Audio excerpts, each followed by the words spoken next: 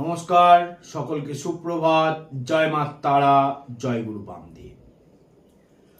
আজ আপনাদেরকে বলবো যে আপনার হাতে টেনশন লাইন কোনটি এবং টেনশন লাইনে কি বোঝা যায়।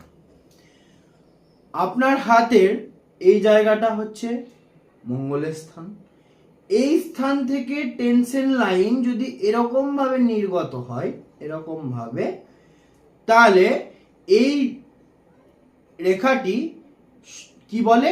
এই রেখাটি দেখে বোঝা যায় যে আপনি পীড়াতে ভুগবেন এবং বাইরের লোক, আপনার আত্মীয় স্বজন নয়, আপনার পাড়া প্রতিবেশী আপনাকে পীড়া দেবে।